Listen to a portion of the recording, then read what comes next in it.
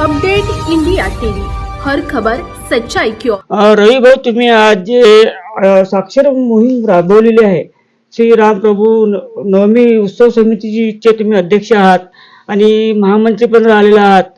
मला सांगा, तुम्हाला आज पोलीस प्रशासनाविरोधात साक्षरी मोहीम राबवायचं नेमकं कारण काय पडलं बरं?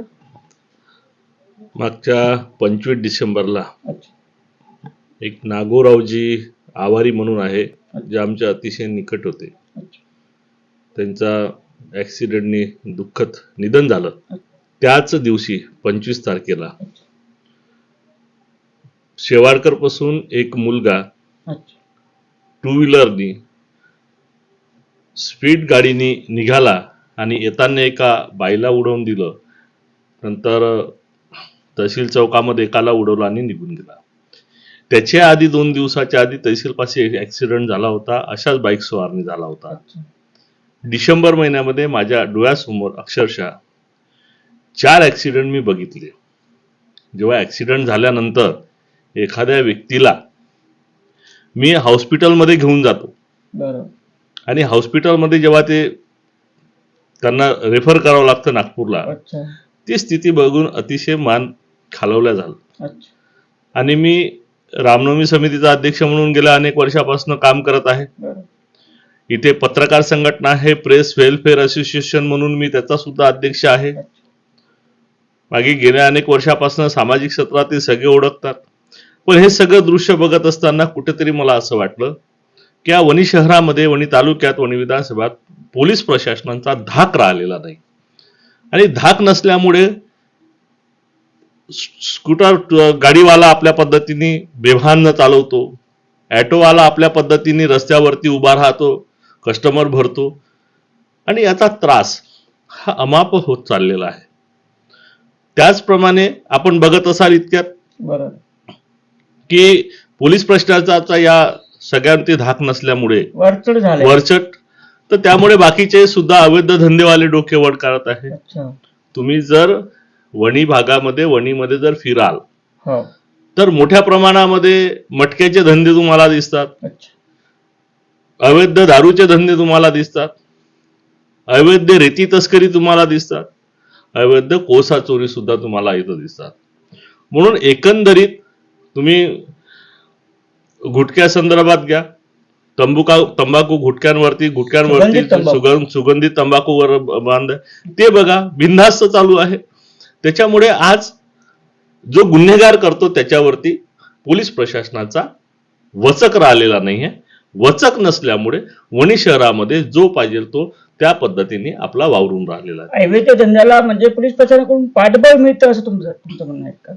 तसंच म्हणाव, जेव्हा पोलीस प्रशासनाचा धाकच नाही आहे किंवा त्यांच्या मताने होऊ शकत असेल, त्यांच्या सहमताने होऊ शकत असेल, असं बी असेल आणि एखादी गोष्ट होत असते तर हे त्या अधिकाऱ्याला माहीत असतं.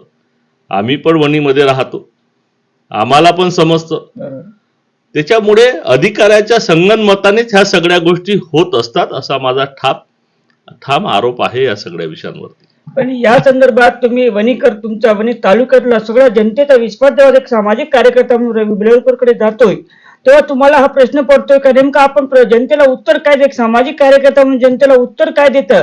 तुम्ही वेळोवेळी प्रशासनाला, पोलीस प्रशासनाच्या संदर्भात सूचना दिलेल्या आहे, लेखी निवेदन पण दिलेलं आहे, तरी पण पोलीस प्रशासन याकडे लक्ष देण्यास तयार नाही. त्याबद्दल तुम्ही काय बोलता? आपण 27 डिसेंबरला वणीमध्ये पत्रकार परिषद घेऊन ही सगळी सूचना आपण मीडियाच्या माध्यमातून सूचना केली आणि 7 दिवस त्यांना आपण वेळ दिला. पण त्या वेळेमध्ये वाहतूक शाखेने काय केलं? वाहतूक शाखेने वणी शहरातल्या टू व्हीलर्स पकडले, 5-5 हजाराच्या, 7-7 हजाराचे फाईन मारले. 5-5 हजाराचे फाईन मारून प्रशासनातली एक व्यवस्था नाही होय. त्यांनी काय केलं की 5-5 हजाराचे फाईन मारून धाक निर्माण केला आणि आमच्या विरोधात यांनी आंदोलन केलं म्हणून आम्ही फाईन भरत आहोत असे एक वातावरण निर्माण करण्याचं काम केलं आणि ती समाजामध्ये चीड निर्माण करण्याचं काम केलं. 5-5 हजाराचे फाईन मारून 5 हजाराची तुम्ही फाईन मारत आहात तर तुम्ही एक डोक्यामध्ये हेतू पुरस्कर तुमचे विचार चांगले नाहीये. फाईन मारताना तुम्ही फाईन मारण्यापेक्षा सुरुवातीला एक सुव्यवस्था कशी बसेल.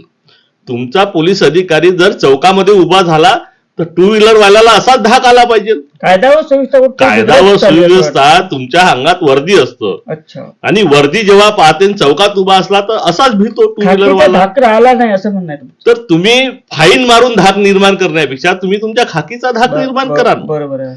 तर फाईन मारून गावात चीड कशी निर्माण करता येईल आणि आंदोलन करत आहे म्हणून आम्ही असं करत आहे ही भावना ठेवण्यापेक्षा तुम्ही तुमच्या ड्युटीच्या माध्यमातून खाकीचा धाक निर्माण करा. बरोबर आहे. आजही अवैध धंदे होण्यानंतर आजही मटके वारंवार खुलेआम चालू आहेत. थातून मातून कारवाई केली जातात. पोलीस प्रशासन सांगते का आमची कारवाई चालू आहे, आमचे कुठलं अवैध धंदे सुरू नाही असं त्यांचं म्हणणं आहे. त्याबद्दल तुम्ही हे काय? अनेक आहे. मला विचारविषया तुम्ही जर या गावामध्ये चक्कर मारली, अच्छा, आमचे अनेक कार्यकर्ते आहे. बरं. आम्ही पाणठेल्यावरही बसतो, आम्ही चौकातही बसतो, आम्ही सामान्य माणसातही राहतो. मटके लावणारे आमच्यापाशी येतात, भाऊ मटका लावला म्हणून आज हो कोणता फसला म्हणून ते पण अरे वा. सांगायला येतात. अरे वा. आज हा मटका लावला, इतके रुपये उचलले. जेव्हा लोक आम्हाला सांगतात proof प्रूफ की देतात. मटका लावला आणि आज इतका मिळाला, याचा मतलब मटका चालू मटका आहे. सुरू आहे, सुरू आहे. चोरीची रीती अवैध चालू आहे. हो. आम्हाला सांगतात की काल रात्रीला स्लॅब टाकायचा होता. आम्हाला कॉन्टॅक्ट मध्ये अनेक ठेकेदार आहेत. अच्छा. ते सांगतात भाऊ काल रात्री गाडी उतरवली म्हणून. तेव्हा रीती तस्करी चालू आहे. कुठेतरी हे म्हणजे पाठबळ देणं सुरू आहे. प्रत्येक प्रशासनातला प्रत्येक अधिकारी हा कुठेतरी गुरमटला गेलेला आहे. त्यामुळे सगळं एकावर एक त्याप्रमाणे एक सर्कल सुरू आहे. त्यामुळे अवैध धंद्यांना ऊत आला आहे असं तुमचं म्हणणं आहे.